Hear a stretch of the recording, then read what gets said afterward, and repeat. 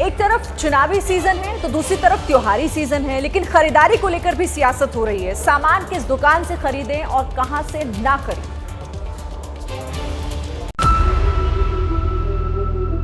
दिवाली पर बाजारों पर रौनक बढ़ी, साथ ही दुकानदारों की बिक्री बढ़ी, लेकिन भोपाल की सड़कों पर लगे इन पोस्टर्स ने नया बवाल खड़ा कर दिया।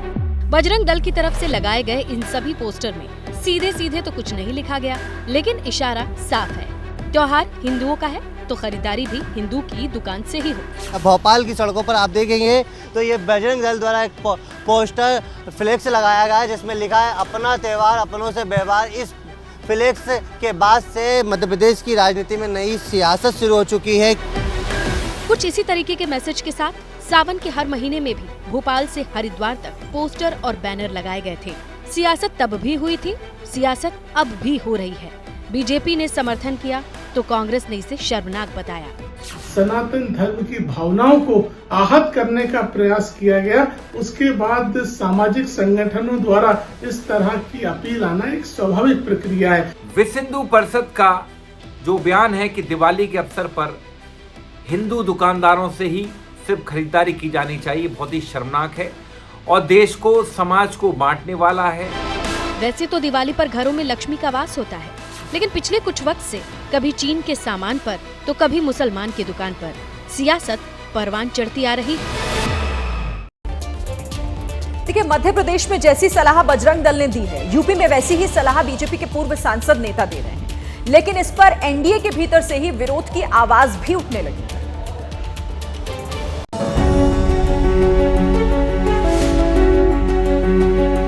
दिवाली पर आप अपने घरों पर भले ही तेल और घी के दिए जलाते होंगे, लेकिन नेता सियासत के रॉकेट उड़ा रहे हैं। ये पोस्टर यूपी के बस्ती से 2 बार के बीजेपी सांसद रहे हरीश द्विवेदी का है, जिसमें उन्होंने अपील की कि दिवाली की खरीदारी सनातनी परिवार के दुकान से ही करें। बीजेपी नेता के इस पोस्टर ने लखनऊ से दिल्ली तक हड़कंप मचाया, लेकिन नेताजी अपनी बात पर कायम रहे। मैंने सनातन धर्म प्रेमियों से, हिंदू धर्म मानने वाले लोगों से और दीपावली और धनतेरस मनाने वाले लोगों से मैंने निवेदन किया कि आप सामान उन्हीं की दुकानों से खरीदिए जो धनतेरस और दीपावली मनाते हैं। यूपी बीजेपी के नेताओं ने तो हरीश द्विवेदी के बयान पर कुछ नहीं कहा, लेकिन बिहार बीजेपी के नेता उनके समर्थन में आ गए। एक समुदाय विशेष के कुछ लोग आपकी स्वच्छता और पवित्रता को भंग करना चाहते हैं। ऐसे में उस समुदाय के लोगों के यहाँ से खरीदारी करने में जोखिम तो जरूर है। बिहार की बीजेपी इकाई भले कुछ न कहे, लेकिन उसकी सहयोगी जेडीयू ऐसे बयानों से इत्तेफाक नहीं रखती। वैसे भी बिहार का मौसम चुनावी है। जेडीयू मुस्लिम वोटर्स के बीच कोई ऐसा संदेश नहीं देना चाहती जो उसे नुकसान पहुंचाए। छठ महापर्व के जो चूल्हे का निर्माण होता है वो मुस्लिम समाज की महिलाएं उपवास करके चूल्हे का निर्माण करती है श्रद्धा पूर्वक, और उन्हीं चूल्हों पे छठ महापर्व का पवित्र प्रसाद बन करके तैयार होता है। ये वो देश है। अब जेडीयू भले कुछ भी कहे, लेकिन बीजेपी में सिर्फ हरीश द्विवेदी ही इकलौते ऐसे नेता नहीं हैं जो इस तरीके के बयान देते हैं, क्योंकि सबका अपना अपना वोट बैंक है। तो एक तरफ नेताओं के धमाकेदार बयान है तो दूसरी तरफ वो पटाखे हैं जिनके जरिए दिल्ली एनसीआर को गैस चैम्बर में बदलने का खेल किया जा रहा है। पटाखों के अवैध कारोबार पर एबीपी न्यूज का ये बड़ा खुलासा देखिए।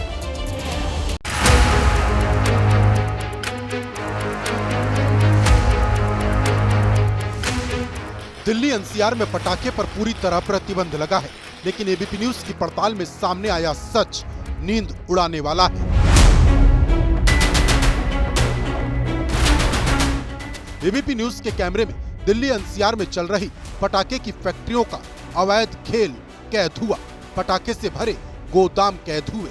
शुरुआती तफ्तीश में हमें पता चला कि गाजियाबाद के फरकनगर इलाके से दिल्ली तक बड़ी तादाद में पटाखे पहुंचाए जा रहे। इसे चोरी छिपे यहां से दिल्ली लाया जा रहा। इसके बाद हमने अपनी पड़ताल तेज कर दी कि फरूक नगर जिला गाजियाबाद में जो फैक्ट्रियां हैं वहां पर जो पटाखे हैं वो मिल रहे हैं। फैक्ट्रियों के अंदर जो पटाखे हैं वो थोक में भी बिक रहे हैं, फुटकर में भी बिक रहे हैं।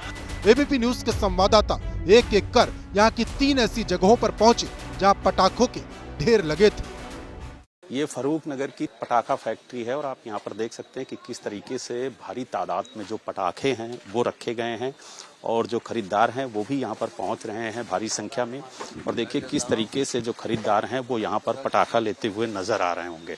और ये देखिए किस तरीके से यहाँ पर भी चाहे वो सुतली बम हो या अन्य बम हो या फिर कहा जाए आसमानी आतिशबाजी हो, वो भी यहाँ पर आपको नजर आएगी। और दिल्ली एनसीआर से दूर मध्य प्रदेश में त्योहार पर खुशियां बांटने की तैयारी हो रही है। मुख्यमंत्री मोहन यादव ने छोटे दुकानदारों के लिए बड़ा ऐलान किया है। धनतेरस का मौका है। खरीदारी के लिए मध्य प्रदेश के मुख्यमंत्री मोहन यादव खुद भोपाल में बाजार में निकल पड़े। दुकानदारों से मिट्टी के दिए, लक्ष्मी गणेश की मूर्ति खरीदी और लगे हाथ सड़क के किनारे सामान बेचने वालों को दिवाली का तोहफा भी दे दिया। छोटा सामान बेचने वाले सारे लोगों से जो फुटपाथ पे लगाते, रोड पे लगाते, उनसे नगर निगम टैक्स लेती है, नगर पालिका, नगर स्थानीय निकाय, वो सारे टैक्स से मुक्ति दी गई है। दीपोत्सव पर स्वदेशी का संकल्प दोहराकर मुख्यमंत्री ने दुकानदारों को मिट्टी के दिए बेचने की सलाह दी और दीपावली की शुभकामनाएं देकर विदा हो गए।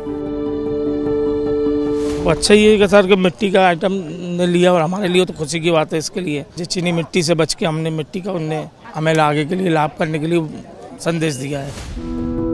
बाजार में मिट्टी के दियों की खरीदारी से पहले मुख्यमंत्री Mohan Yadav vocal for local का संदेश देने के लिए अपने हाथों से दिए भी बना चुके हैं।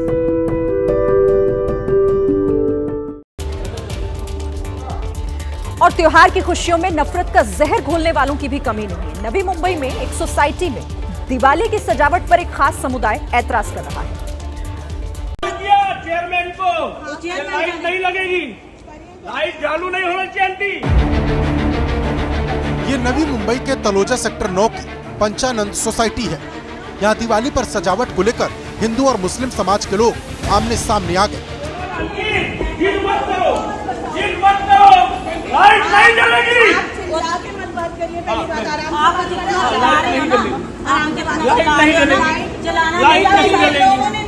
लाइट नहीं जलेगी। बताया जा रहा है कि हिंदू समाज के लोग सार्वजनिक इमारतों की सजावट करवा रहे थे, लेकिन बात तब बढ़ गई जब मुस्लिम समाज के लोग इसका विरोध करने लगे।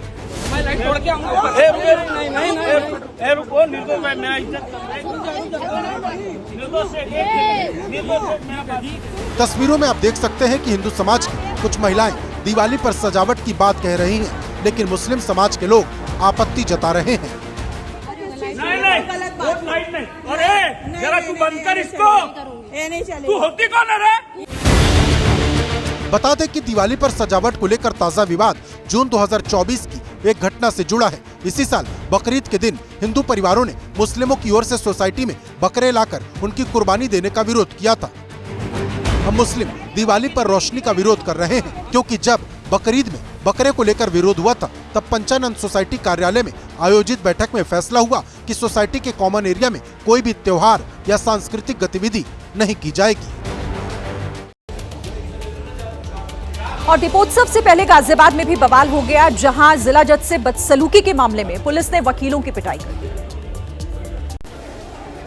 लाठी चलाई, घूसा मारा, कुर्सी को सुदर्शन चक्र बना लिया। गाजियाबाद की कोर्ट काले कोट और खाकी वर्दी वालों के बीच युद्ध का मैदान बन गई।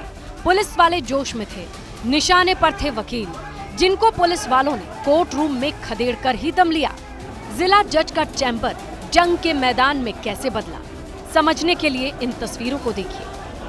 बताया जाता है कि बार एसोसिएशन के पूर्व अध्यक्ष नाहर सिंह यादव जमानत के एक मामले में जिरह कर रहे थे। इस दौरान वकीलों की जिला जज से कहा सुनी हो गई, जिसके बाद बात इतनी बिगड़ गई कि वकीलों का जत्था जज के चैम्बर में घुसकर नारेबाजी करने लगा। इल्जाम है कि कुछ वकीलों ने जिला जज से बदसलूकी भी की। इसके बाद जो हुआ वो आपके सामने टीवी स्क्रीन पर है।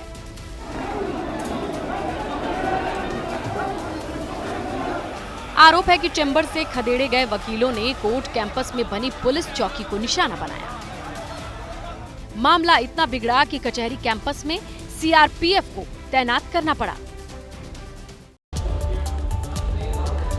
और सलमान को धमकी देने वाला लॉरेंस गैंग इस वक्त खुद भी मुसीबत में दिखाई दे रहा है।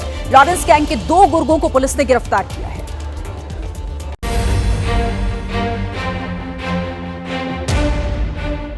पुलिस कस्टडी में दिख रहे इस आरोपी का नाम गुफरान उर्फ मोहम्मद तैयब है। मुंबई पुलिस की क्राइम ब्रांच टीम ने इसे नोएडा के सेक्टर 39 से गिरफ्तार किया। गुफरान पर फिल्म अभिनेता सलमान खान और बाबा सिद्दीकी के बेटे जीशान सिद्दीकी को जान से मारने की धमकी देने का आरोप है। ये धमकी भरा फोन गुफरान ने बाबा सिद्दीकी के बांद्रा ऑफिस में किया था। पुलिस ने जब कॉल को ट्रेस किया तो आरोपी की लोकेशन नोएडा के सेक्टर 39 में मिली, जिसके बाद मुंबई पुलिस की टीम ने उसे गिरफ्तार कर लिया।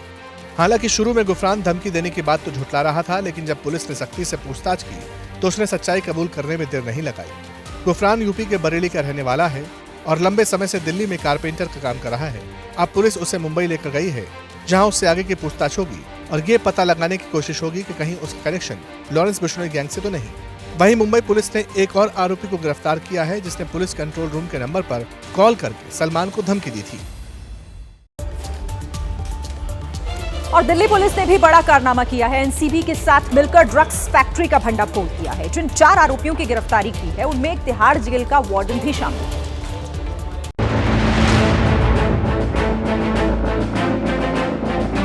इन डिब्बों और कनस्तरों में नशे की इतनी खुराक है कि एक पूरी पीढ़ी को तबाह कर सकती है।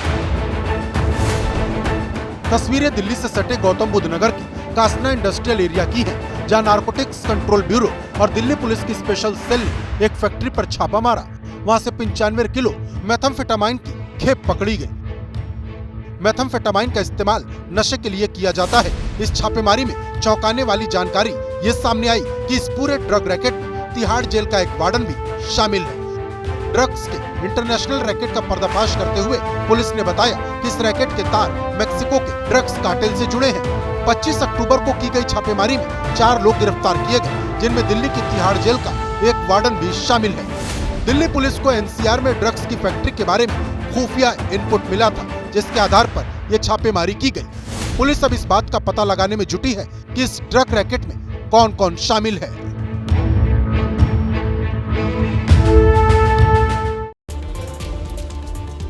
वैसे जरूरत विवादित बयानबाजी पर रोक लगाने की भी है।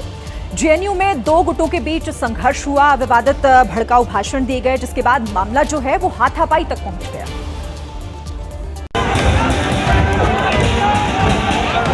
दिल्ली का जेएनयू एक बार फिर जंग का अखाड़ा बन गया है। बीती रात भाषण के दौरान भगवान राम और सावरकर के बारे में विवादित टिप्पणी के मुद्दे पर एबीवीपी और वामपंथी संगठन आमने सामने हैं। बता दें कि सोमवार को यूनिवर्सिटी जनरल बॉडी मीटिंग बुलाई गई, जिसमें इंटरनल कंप्लेंट कमेटी के गठन पर चर्चा चल रही थी। आरोप है कि इसी दौरान वामपंथी संगठन के छात्रों ने भगवान राम और वीर सावरकर के बारे में विवादित टिप्पणी की, जिसके बाद मामला हाथापाई तक पहुंच गया। जब हमने विरोध जताया, ये उठकर यहाँ बवाल करने लगे, नारे लगाने लगे। आप देख सकते हैं कैसे गुंडागर्दी कर रहे हैं ये लोग। एबीवीपी का साफ कहना है कि जो टिप्पणी भगवान राम को लेकर लेफ्ट की तरफ से की गई वो बर्दाश्त नहीं होगी। उधर वामपंथी संगठनों से जुड़े छात्रों ने आरोप लगाया कि जवाहरलाल नेहरू छात्र संघ के संयुक्त सचिव साजिद को एबीवीपी वालों ने धमकी दी कि चुप रहो, नहीं तो नजीब अहमद की तरह गायब कर दिए जाओगे। कुल मिलाकर जेएनयू एक बार फिर सवालों में है। वैसे देखिए, विवाद पर समय रहते रोक ना लगे तो अंजाम बुरा हो सकता है। बागपत में कुछ ऐसा ही हुआ। 10 साल पुराने विवाद में एक आदमी को गोलियों से भून दिया गया।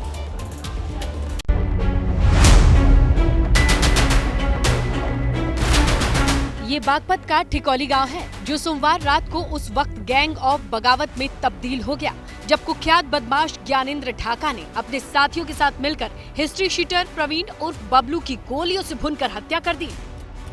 बताया जा रहा है 28 अक्टूबर की देर रात प्रवीण और ज्ञानेंद्र गांव में ही पूर्व प्रधान जय कुमार के घर पर बैठे कॉलेज की प्रबंधन समिति के चुनाव पर चर्चा कर रहे थे।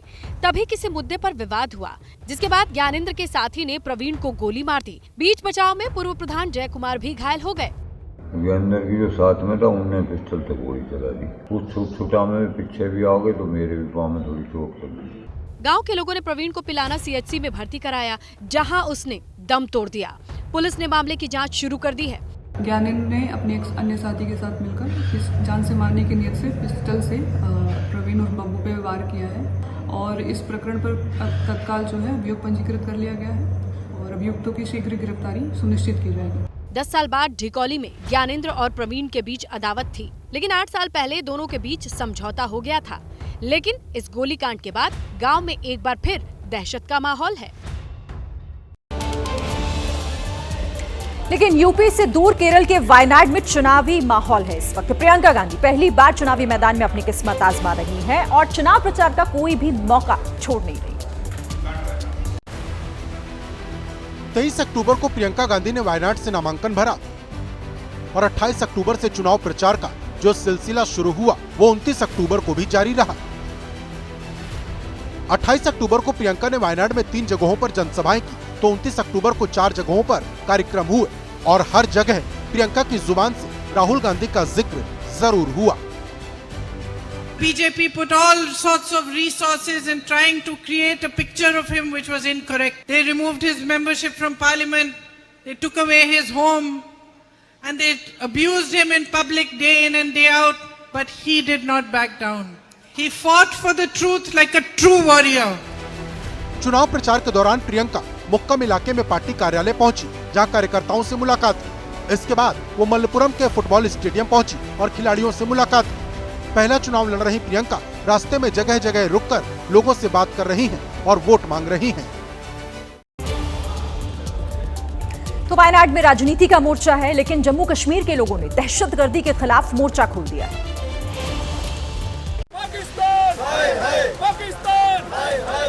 ये गुस्सा पाकिस्तान की फैलाई दहशतगर्दी के खिलाफ है। सोमवार को आतंकियों ने सेना की एम्बुलेंस को निशाना बनाया। अब अखनूर के लोगों का गुस्सा इस कदर फूटा कि पाकिस्तान के झंडे जलाकर विरोध दर्ज कराया गया। यहाँ पर कल आतंकियों ने यहाँ पर सेना के वाहन पर हमला किया है और ये पाकिस्तान लगातार इस प्रकार की कायरतापूर्ण हरकत जो है वो कर रहा है। एक तरफ गुस्सा लोगों में है तो दूसरी तरफ सेना का एक्शन है। जिन आतंकियों ने एम्बुलेंस पर गोलियां बरसाई थी उनमें सेना ने 3 को ढेर कर दिया। आतंकियों की तलाश अभी भी जारी है और जंगल के इलाके से रह रहकर हो रही फायरिंग की आवाज सुनाई दे रही। बता दें कि अखनूर के बट्टल इलाके में सोमवार की सुबह सेना की इसी एम्बुलेंस पर आतंकियों ने हमला किया था। हालांकि उस हमले में कोई हताहत नहीं हुआ, लेकिन हमले के तुरंत बाद सेना ने आतंकियों के खिलाफ मोर्चा खोल दिया। जम्मू कश्मीर में नई सरकार बनने के 12 दिन के भीतर 5वां आतंकी हमला हुआ। इन 5 हमलों में 3 जवान शहीद हुए हैं, जबकि 8 स्थानीय लोगों की मौत हुई। लेकिन अब सेना एक हमले का हिसाब पूरा करने में जुट गई है। लेकिन मुद्दा चाहे जो हो, हिसाब हाथों हाथ ही होना चाहिए और यूपी के बदायूं में भी कुछ ऐसा ही हुआ। लेखपाल को एक युवक से रिश्वत में बियर मांगना महंगा पड़ गया।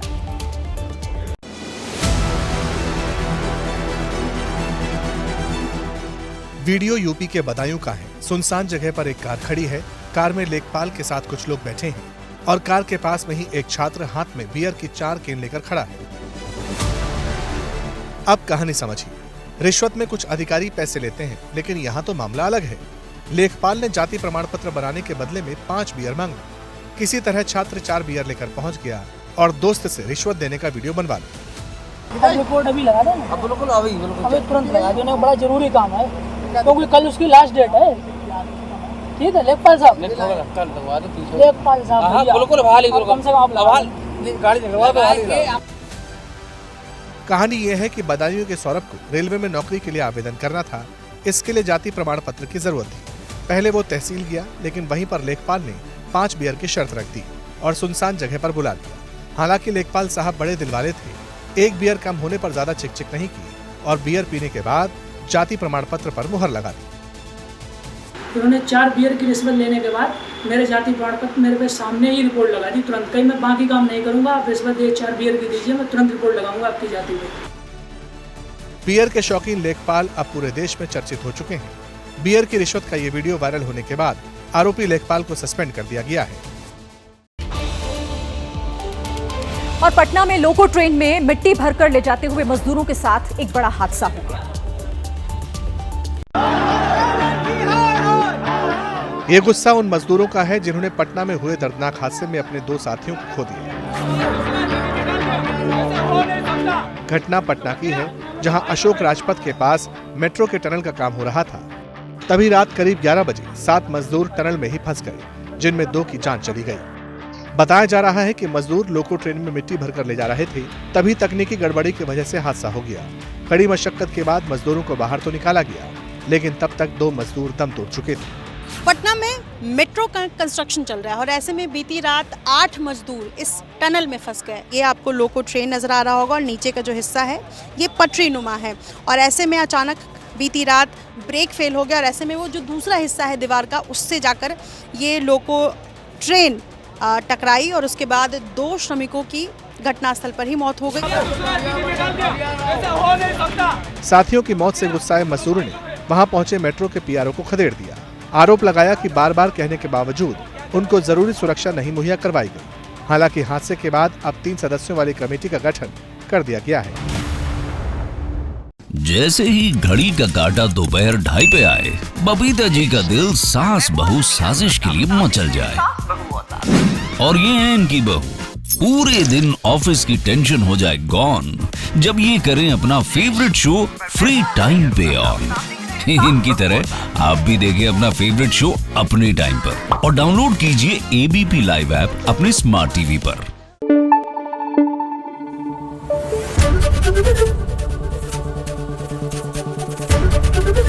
एबीपी न्यूज आपको रखे आगे।